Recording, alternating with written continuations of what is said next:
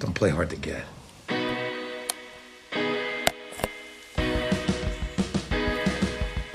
Hey. Hey.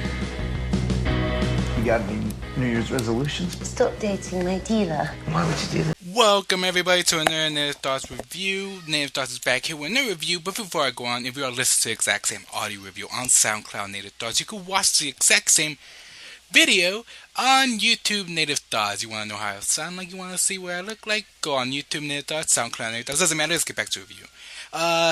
New movie, a smart indie movie called 10,000 Saints, starring Ethan Hawke, Asa Butterfield, Haley Steinfeld, and Emil Hirsch. In the movie, you have I forgot who directed, but pretty much the story of Jude, played by Asa Butterfield, and his dad. It's a movie revolving around in the 80s, and this dysfunctional family, and Jude's taken by his father, played by Ethan Hawke, who take him to Manhattan and lives a style. He meets Johnny, played by Emil Hirsch, who is in the punk scene. He's a singer of a punk band. Then he meets I forgot her name, but it's a Haley Steinfeld character. Pretty much circling a friendship in the 80s. So, family problems happens that causes the main event of the plot to go along. And that's pretty much what 10,000 Saints is. It's kind of a weird plot to tell you, because it is a movie about dysfunctional families. And it's a movie that is drama, and it has some sort of comedy, but it's not fully tight. It's not a tight film. I mean, the one biggest problem I had with the movie is that I really didn't care about anybody, And then you have Ethan Hawke's character, who is kind of like this, hipster, this kind of low-life hipster in the early 80s. He doesn't give a shit about anybody but himself and his kid, Jude. And then you have Jude's friends, you have, I think, the character of Tommy, and then you have Johnny, Emil Hirsch, who's a singer of a punk band, who looks out of place in the movie. It could have been played by somebody else that could have made the movie better.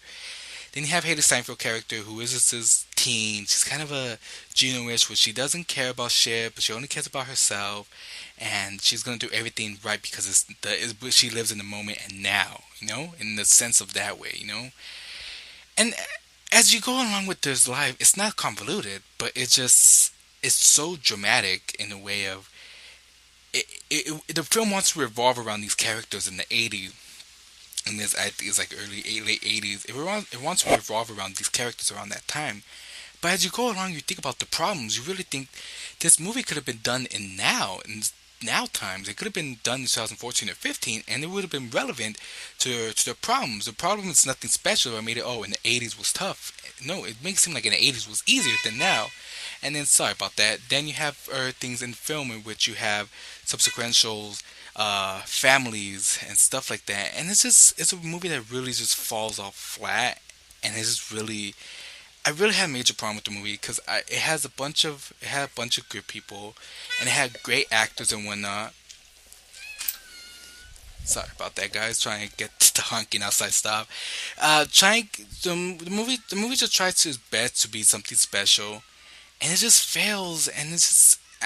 I'm just trying to think the best of what could have made the movie so special, and then this falls off flat because I'm thinking about it, and it just made me forget most of the things about the movie. And then by the end, you have this not weird, but you have this more friendship, love relationship type going on with Jude and Haley Steinfeld, and it just feels kind of mixed bag. It's kind of a weird fucking review that I'm doing because I think the movie's okay, but it wants to reminisce of something such as Boyhood. But it wants to reminisce of something just as, the whackness or dope, in a way. It's not as funny as it could be. It doesn't have a lot of charming or heart to it. It just has mostly problems and problems and problems and problems with these characters that really nothing ever they get solved, but they really create more problems by solving those problems in their family life, in their oriented life. And I think as a movie, I would just say it's just okay. It feels like a Netflix movie. Watch it on Netflix. That's all I really have to say about this. It's okay, and just watch it on Netflix. And that's all I have to say about 10,000 Saints. It was a letdown because I love Ethan Hawke a lot. I love Good Kill for this earlier series. One of my probably halfway there one of my favorites, but it has some slow parts. This one has a lot of slow parts also, but that's all I really have to say. And this is Native Thoughts. I'm leaving from this review. Like I said, listen, watch on YouTube, listen on Soundcloud. Everybody, hope you have a great day. Bye.